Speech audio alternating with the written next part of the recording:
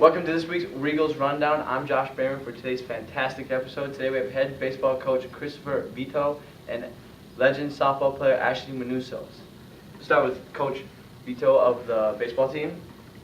So the baseball team is about to get underway here in the next week. You guys are traveling down to Missouri. Talk about how practice has been going, what normal practice day for the baseball team has been like. Well, we've been going, this is our fourth week. We're just about done with our fourth week, Josh, as you know. Yeah, I do. And, you know, I think everybody's set to go play. They're tired of being stuck indoors, coach included. So, you know, right now for the last 3 weeks we've been going live with our pitchers throwing the hitters. We're up to where each pitcher's throwing 75 pitches each. You know, obviously a lot of defensive work, our team and individual defense. And the next thing we're going to be working on, we'll get through this week, and then next week will be pretty light. Our pitchers will throw some bullpens just to stay fresh, and we'll do some defensive review. And a week from Thursday and today, we'll be on a bus headed down to Joplin, Missouri for a 4-game series with Missouri Southern. 12 hours on the bus. You'll enjoy it, Josh. 12 You'll hours. sleep the whole time, I'm sure. So the baseball team has a pretty large senior class, actually. There's 3 4-year seniors, myself included, Matt Cordy and Ryan Posh. Just talk about how the players have really grown from my freshman year, even now as freshmen keep on rolling in. Absolutely. Well, and the 3 of you have pretty much been 3 major contributors, because you remember we were so thin your freshman year. But it's funny, that's the year that the Metrodome collapsed, and we started the year with a 12, 14-hour bus ride that year, too.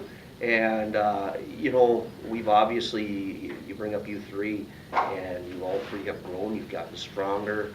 But what I'm proudest of is you've turned into better leaders, students, and just people in general. So we're going to get into a really, really important aspect of your life right now. On cue, Diet Coke. We all know about his addiction to Diet Coke. How many Diet Cokes on average do you think you have in a day? Well, first of all, I don't know that I'd call it an addiction, Josh, but I would say of these beautiful 20 fluid ounce bottles, I probably have a half dozen minimum in any given day, and you know what the dugout looks like on game day as well. So 4 2-liter Cokes, Diet Cokes. So. When did this, like, okay, not addiction, but this beautiful creation start? Fall of my senior year of college, and up until that point it had been regular Coke.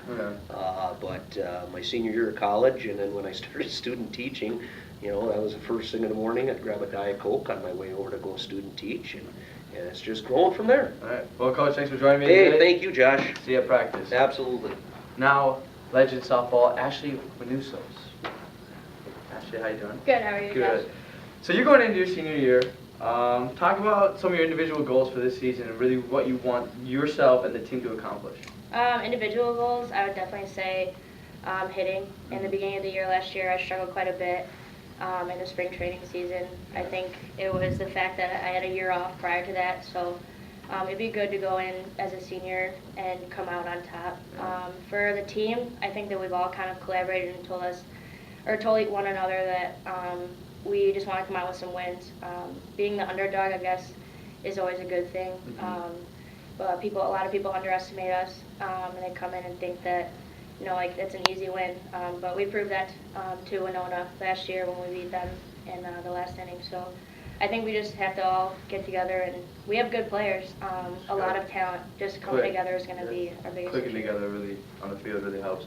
So you're in the National Guard, correct? Talk about the commitment. That's a lot of commitment between softball, school, and the National Guard. Talk about all that you really basically do through 2 semesters of school. I joined the Guard about it'll be a year and a half ago. It is quite a bit of commitment. It has taken some tolls on me missing practices for drill weekends. Over the summer, it kind of put me at a loss because I was gone for 10 weeks and wasn't able to touch a ball at basic training. So coming into the fall season, I did struggle a little bit just because I wasn't able to get the reps that I needed to. School-wise, it's also difficult. You know, like I'm planning to go to grad school, but it's also taking a toll on, you know, I'm leaving towards midsummer and then having to come back during school year. So I might have to put off grad school for quite a bit, but it's quite a commitment. So last year, you missed actually quite a bit of the season last year due to an injury.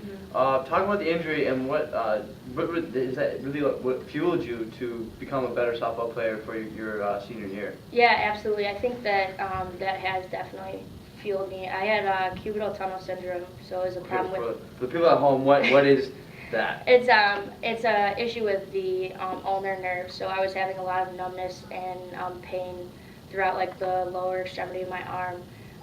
So I had to make a choice. I knew that I had to go to basic training like that summer. So I had to make a choice as to whether or not like it was my best interest to either stop completely or take the chance that I might struggle during basic training. And coach was really awesome about that. I know that there's not a lot of coaches that would be apt to being like, hey, you know what, we're just going to shut you down for the better of the guard. But that's definitely fueled me. I want to come out this season, like I said, with like on top as far as hitting goes and as far as defense goes, because this is my last year. Yeah, I know that feeling. Yeah. So are you doing anything right now to keep it so you don't hurt it again? Are you doing like rehabbing, or what are you working out? What's your little remedy that you've been working with? Right now, I just try to make sure that I stay warm at all times, even if it's running before practice.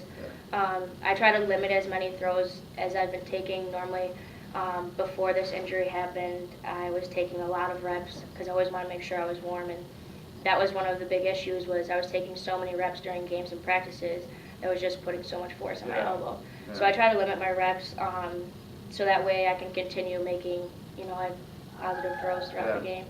That's good. Well, thank you for joining me today. Thank you. Have a good luck this season. Thank you. Yeah. I'm Josh Brehmer with this week's Regals Rundown. Make sure you tune in next week for God knows what.